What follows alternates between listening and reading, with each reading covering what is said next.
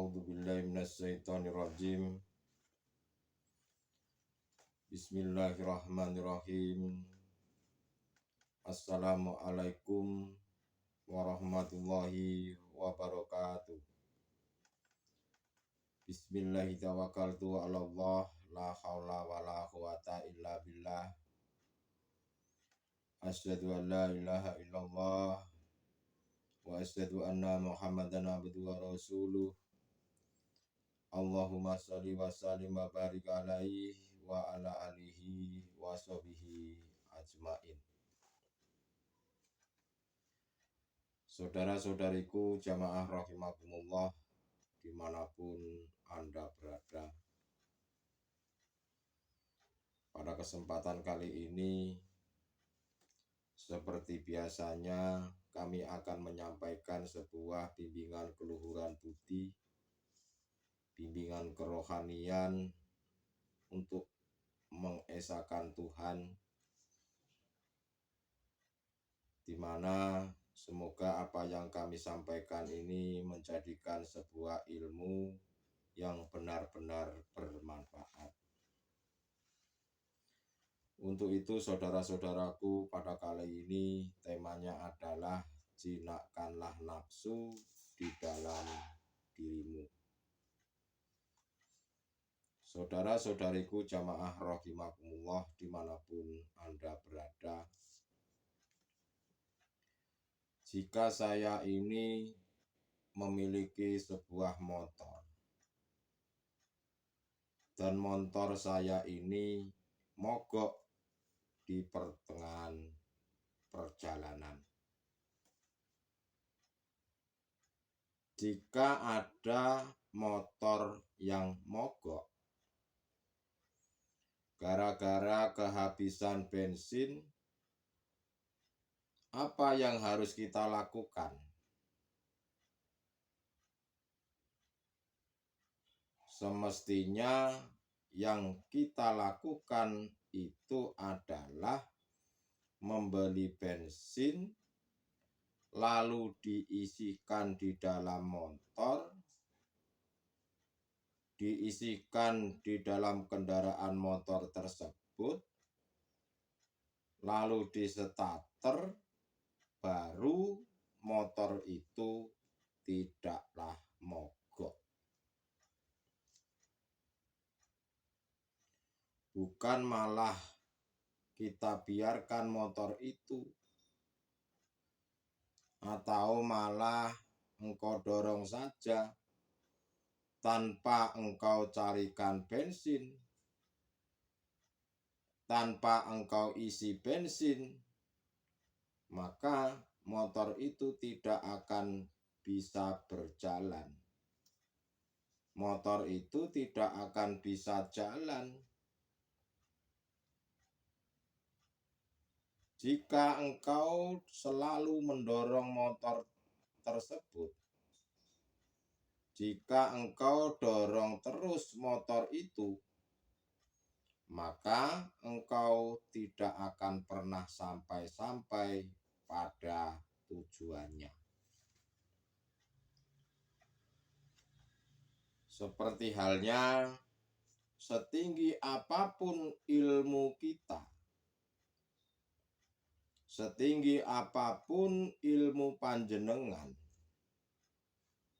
atau sepaham apapun diri Anda tentang ilmu menuju Allah, tentang ilmu menuju Tuhan, apabila tidak pernah engkau praktekkan dalam bentuk pengamalan, maka tujuan panjenengan tidak akan pernah tercapai.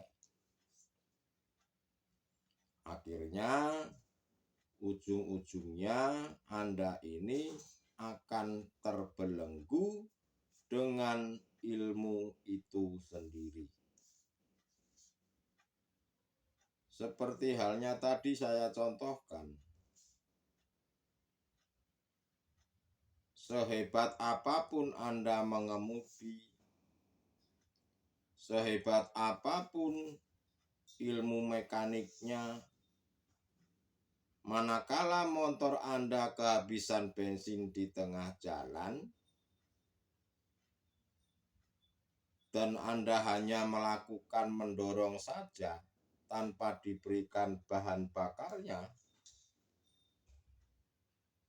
Anda ini akan susah dan diribetkan oleh motor itu. Dan untuk supaya Anda ini tidak ribet dengan motor itu, ya tentu harus dibelikan sebuah bensin atau bahan bakar. Seperti halnya sehebat apapun ilmu Anda, setinggi apapun pengetahuan Anda,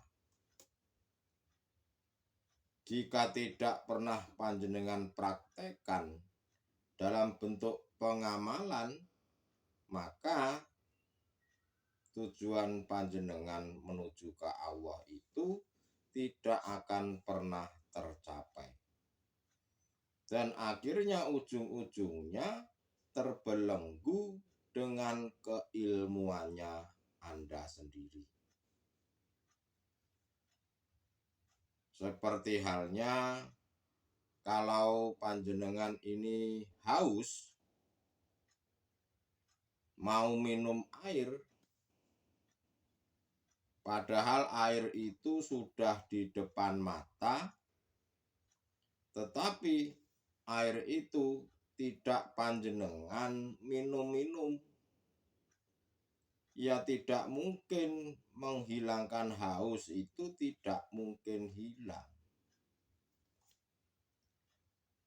Sesungguhnya manusia ini selama hidup itu tidak akan terlepas dari yang namanya masalah.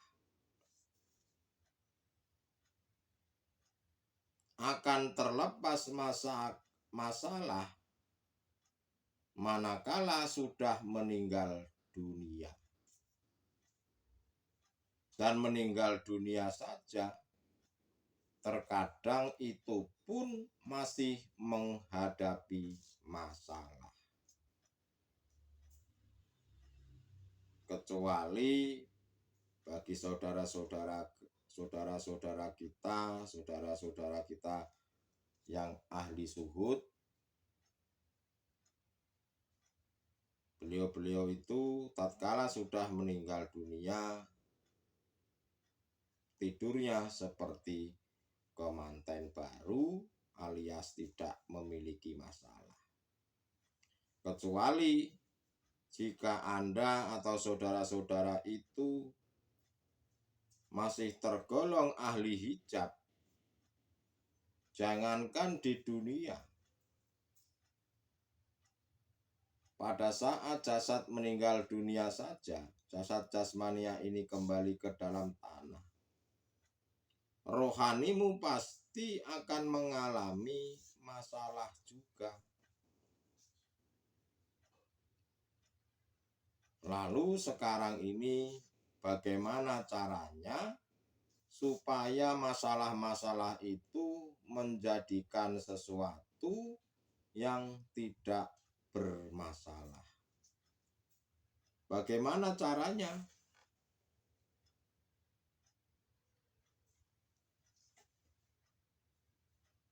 Untuk supaya masalah-masalah itu menjadikan sesuatu yang tidak bermasalah, untuk tidak bermasalah, tentu kita ini harus tahu siapa yang mendatangkan masalah itu. Tergantung diri Anda, tergantung diri kita, apakah Anda ini melihat makhluknya atau melihat Allahnya. Dan kalau ahli hijab, dan kalau hatinya ahli hijab, pasti melihat makhluknya. Berbeda dengan saudara-saudara kita yang golongan ahli syuhud. Beliau itu melihat Allahnya. Akhirnya golongan ahli hijab, hatinya ahli hijab selalu punya masalah. Karena mereka belum tahu dan belum pernah melihat siapa yang mendatangkan masalah tersebut. Itulah ahli hijab, saudara-saudaraku. Pasti di dalam kehidupannya selalu memiliki masalah dan selalu bermasalah. Entah kita orang kaya, entah kita orang miskin, entah pangkat dan jabatannya tinggi, dan lain-lain sebagainya. Manakala tergolong hatinya ahli hijab, maka tetap memiliki masalah. Karena hatinya yang bermasalah dan belum bisa melihat siapa yang mendatangkan masalah itu. Ahli hijab itu hatinya masih tertutup oleh tipu daya hawa nafsu. Masih tertutup oleh gambaran-gambaran syahwatun dunia itu. Makanya tidak bisa melihat siapa yang mendatangkan masalah itu. Akhirnya hati mereka, walaupun dohirnya tersenyum, sebetulnya hati mereka memiliki masalah. Karena yang memang mereka itu belum tahu dan belum pernah melihat siapa yang mendatangkan masalah tersebut. Wahai saudara-saudaraku, wahai manusia, jinakkanlah nafsu di dalam dirimu. Jinakkanlah nafsumu. Tenangkanlah hati panjenengan untuk menghadapi beberapa masalah-masalah yang didatangkan terhadap diri Anda. Dan untuk menenangkan diri panjenengan dari masalah-masalah tersebut, panjenengan ini harus bisa melihat hidupnya yang mendatangkan masalah tersebut dan yang menyelesaikan masalah itu sendiri. Yang mendatangkan masalah dan menyelesaikan masalah itu sesungguhnya hanyalah hidup. Siapa hidup itu? Yaitu yang memiliki nama Allah kalau di dalam Islam. Jika panjenengan diri Anda ini merasa makhluknya yang mendatangkan masalah atau menyelesaikan masalah, maka akan selalu punya masalah. Karena masalah itu, saudara-saudaraku, tidak akan pernah habis. Tidak akan pernah putus sampai kita mati. Mati jasad jasmania ini. Bagi ahli hijab, masalah itu akan terus timbul manakala nanti sudah dikubur di dalam tanah pun ruhnya itu akan mengalami masalah. Kecuali bagi saudara-saudara yang sudah tergolong kekasih-kekasihnya Allah, sudah tergolong ahli zuhud. Karena sesungguhnya saudara-saudaraku, yang mendatangkan masalah atau menyelesaikan masalah hanyalah hidup yang memiliki nama Allah. Tetapi kebanyakan manusia-manusia itu tatkala didatangkan sebuah masalah, mereka merasa sumpek. Mereka akhirnya stres. Setelah stres, akhirnya stroke.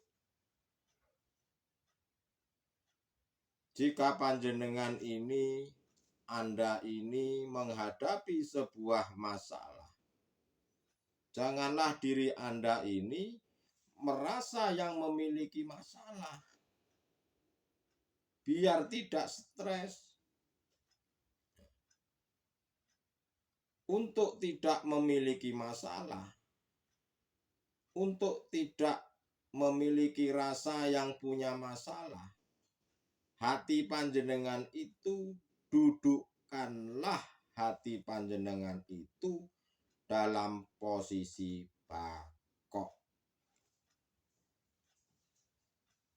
Sebelumnya sudah sering kami jelaskan bahwa kekasih-kekasih Allah itu ada di makom fana, ada di makom kamil, ada di makom bakok. Manakala duduknya hati masih ada di fana atau kamil, ya terkadang muncul saya yang punya masalah, atau saya yang menyelesaikan masalah, seolah-olah itu selalu mengikuti. Ya kan nafsu itu tidak mau kita ini selalu mengingat Allah, itu tidak mau. Maka dudukkanlah hati panjenengan itu bertajali mutlak pada Allah dalam posisi bakok. Dan untuk posisi bakok itu, Anda harus selalu mengumandangkan dzikir sirul asror yang sudah kami sampaikan. Jangan pernah putus-putus 24 jam. Yang saya maksud jangan pernah putus-putus setiap hari. Dalam kondisi apapun, dalam situasi apapun, dalam keadaan masalah apapun, manakala Anda bekerja atau sedang di rumah, selalu dudukkanlah hatimu dalam posisi bakok, selalu bertajali kepada Allah, untuk tidak merasa yang punya masalah. Karena hanya dengan cara itulah nafsu itu tidak bisa masuk di dalam dirimu dan nafsu itu menjadi jinak. Kalau sudah betul-betul di makom bakok, maka nafsu itu akan mati. Artinya mati apa? Ya tidak merasa ada nafsu. Nah, tetapi semuanya itu ya tergantung daripada rohimnya Allah itu kepada kekasih-kekasihnya itu, mau ditaruh di dalam makom fana atau kamil atau bakok itu ya terserah Allah. Yang terpenting selalu kumandangkanlah hati panjenengan, selalu sibukkanlah hati panjenengan untuk selalu berbicara pada Allah. Berbicaranya pada Allah itu maksudnya adalah berzikir sirul asror. Zikir yang sudah tidak berlafaz, sudah tidak berucap, hanya bisa dirasakan dan diimani, bahwa yang mendatangkan masalah, yang menguasai dirimu, yang meliputi dirimu itu hanya mutlak Allah. Hanya hidupnya Allah. Karena sesungguhnya manusia ini tidak ada yang hidup hanyalah mutlak Allah Subhanahu wa ta'ala. Kenapa kok ada hal-hal, ada yang salah dan yang benar itu kenapa? Ya karena dilihat daripada sisi dohiriyah ini. Yang namanya kehidupan di dunia ini masih berlaku adanya syariat untuk hablum minannas dan hakikat untuk hablum minallah. Ya caranya bagaimana? Ya dijalankan dua-duanya, syariat dilakukan secara hakikatnya juga.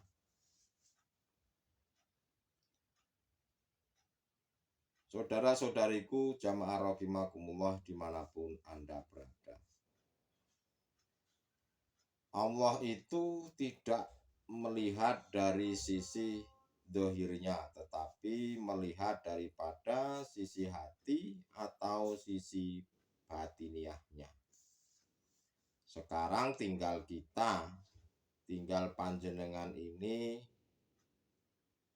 ashadunya itu, sahadatnya itu, ashadunya itu keilallahnya atau berhenti di la ilahanya. Yang tahu dan yang bisa menjawab hanyalah diri Anda masing-masing. Karena sesungguhnya pangkat yang tertinggi di mata Allah itu hanyalah takwa. Yaitu yang dimaksud hati ini bertakwa adalah bertajali pada Allah. Dalam bentuk selalu suhud, dalam bentuk selalu berholwat, berzikir, dan lain-lain sebagainya itu. Karena jika kita ini beramal apapun manakala hati ini masih mengakui bahwa yang beramal ini diri manusia makhluk, maka hal itu tidak ada gunanya alias ditolak oleh Allah. Untuk tidak ditolak, fanakanlah diri Anda ini. Setiap aktivitas apapun, bertajalilah pada Allah dalam setiap aktivitas kondisi apapun. Dan akukanlah Allahnya yang melakukan segala-galanya aktivitas itu. Maka jika Anda selalu bertajali pada Allah, selalu berzikir kepada Allah, maka segala persoalan-persoalan, masalah-masalah itu Anda tidak merasa yang memiliki masalah. Akhirnya hati ini menjadi tentram dan menjadi damai. Untuk itu saudara-saudaraku, jinakkanlah hati panjenengan, jinakkanlah nafsu di dalam dirimu, dudukkanlah hatimu ke makom bakok.